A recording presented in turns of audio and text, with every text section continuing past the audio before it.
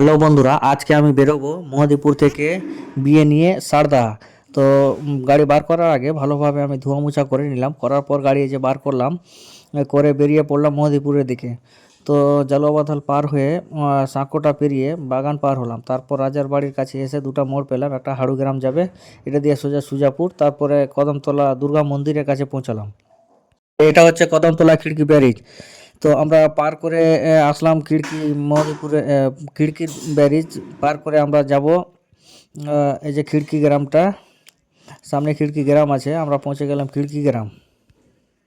তারপর পাটির বাড়ি এসে গাড়ি লাগিয়ে দু তিনটা বন্ধু মিলে গাড়িটা ভালোভাবে সাজালাম। সাজানোর পর আপনাদেরকে সরাসরি চারো সাইডটা দেখিয়ে দিই আপনাদেরকে ভালোভাবে গাড়ি কিভাবে সাজানো হয়েছে। এবার এই যে দেখুন, এই সাইডটা দেখার পর ভালোভাবে সাজিয়ে টাজিয়ে আমি 1 ঘন্টা মিনিমাম বসে থাকলাম, এখনও পার্টি আসেনি।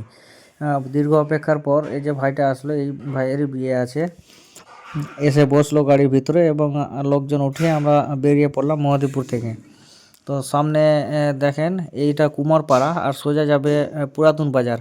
পুরাতন বাজারে এই যে দেখতে পাচ্ছেন, সোজাসুজি গিয়ে কিছু খানিকটা দূরে গিয়ে তার বেড়া আছে, 500 মিটারের পর পুরাতন বাজারে ব্যারিজে উঠলাম।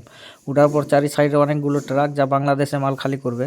তারপর আমরা বেরিয়ে পড়লাম জানুটোলা। জানুটোলা পার হয়ে একটা চলে যাবে শুভনগর আর একটা চলে যাবে সারদাগা। তো আমরা ডান দিকে ঢুকবো। ডান দিকে রাস্তা পেরিয়ে আমরা সোজা আবার চলতে থাকলাম। সোজা চলার পর আবার আমরা বাঁদিকে ঢুকবো। বাঁদিকে রাস্তাটা পার করে মাঠের রাস্তায় এসে পড়লাম। রাস্তাগুলো খুব সুন্দর এবং চারিপাশে পুরোটা মাঠে ভরা সব ফসল, খুবই সুন্দর লাগছে। অবশেষে পৌঁছালাম আমরা যে বিয়ে করতে এসছে মেয়েদের বাড়ি।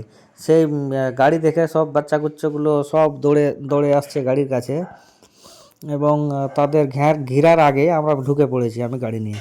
তো এই হচ্ছে আমার গাড়ি, যা সবাই নামছে, আর এই হলো আবদুল্লাহ ভাইয়ের গাড়ি, যা আমরা দুজনে এসেছিলাম।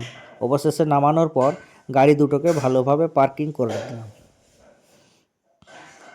সাইড করে ভালোভাবে রেখে দিলাম চেপে।